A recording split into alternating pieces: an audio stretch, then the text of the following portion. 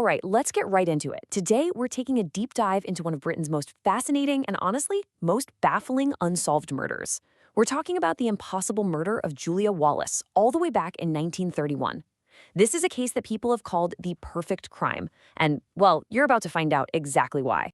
You know, right from the very beginning, this case just felt different. I mean, listen to this quote from the trial judge himself, Mr. Justice Robert Wright. Even he was basically stumped, calling it a murder so perfectly designed that it left practically no clues pointing to anyone.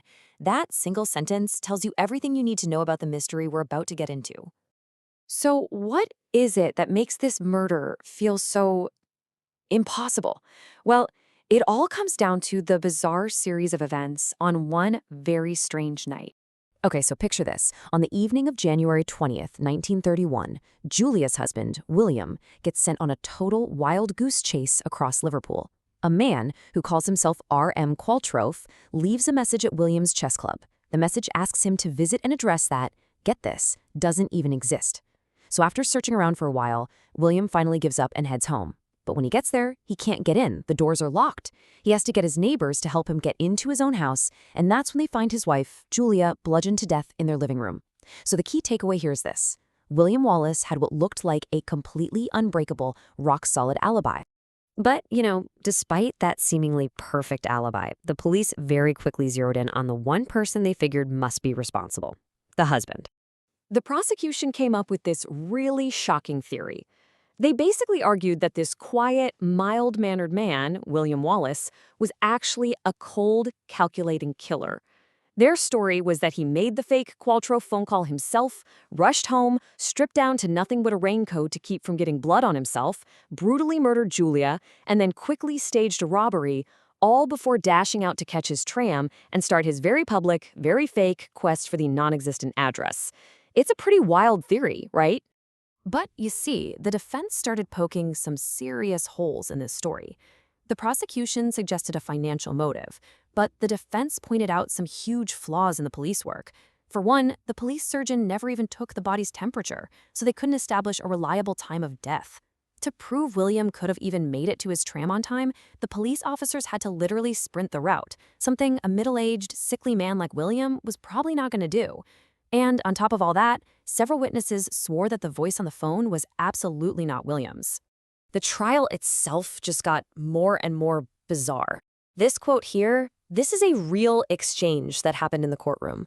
To try and address the prosecution's weird theory, William's own lawyer asked him if he'd ever practiced his violin while wearing nothing but a raincoat.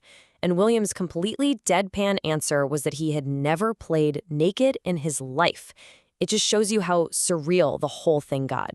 And yet, despite all those holes in the case, despite all the reasonable doubt, the jury was only out for about an hour. They came back with a unanimous verdict: guilty.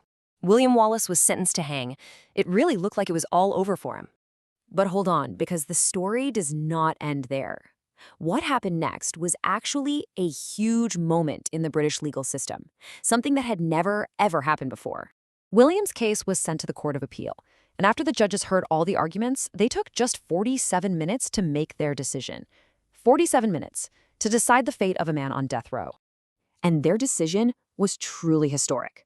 For the first time ever in British legal history, a murder conviction was completely thrown out because the evidence was just too flimsy to support it. The appeals court basically said, nope, the jury got this one wrong. And here's the official reasoning right from the Lord Chief Justice himself. He said the case was not proved with that certainty which is necessary. In plain English, the prosecution's entire story was built on guesswork and flimsy connections, not solid proof. William Wallace was set free.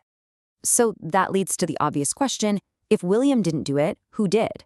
Well, attention pretty quickly turned to another guy, a suspect that the police had talked to early on but then just dismissed. So let me introduce you to Richard Parry. He was this young, good-looking, and apparently very charming guy who used to work with William. But underneath all that charm, Parry was known for living way beyond his means and had a history of stealing. And here's the crucial part. William had actually caught him embezzling money from the insurance company where they both worked. The case against Parry is, to a lot of people, way more convincing.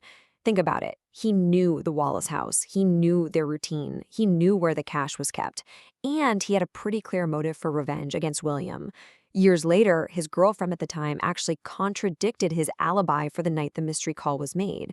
Then, decades after that, a garage worker came forward saying he saw a bloody glove in Parry's car that night.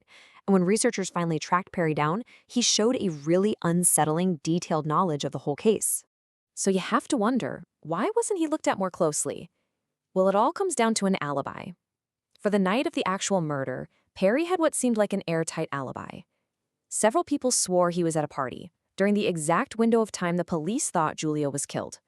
And back in 1931, that was good enough for the police. They never broke it, so they never looked any further. And this all brings us to the sad final chapter of this story and what happened to the man who was at the very center of this storm.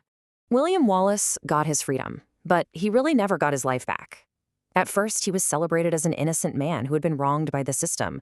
But soon, public opinion, especially in Liverpool, turned against him. He was harassed, people sent him hate mail, he had to move away just to get some peace. He spent his last couple of years writing about what he went through, living in constant fear of the real killer before he died of kidney disease. A free but completely broken man. And in a final, really somber twist, William was buried in the very same grave as Julia, the wife he was accused of killing. Their shared headstone just has 2 words, at rest. No one else was ever charged with the murder. The case remains officially unsolved. And so here we are, almost a century later, left with the exact same question that has hooked crime writers and amateur sleuths for decades. Who really killed Julia Wallace? Was it the calculating husband who somehow engineered the perfect alibi? Or was it the vengeful young colleague who happened to have a convenient one? Or was it someone else entirely that we'll never know about? The murder of Julia Wallace just might be the most perfect, impossible crime of them all.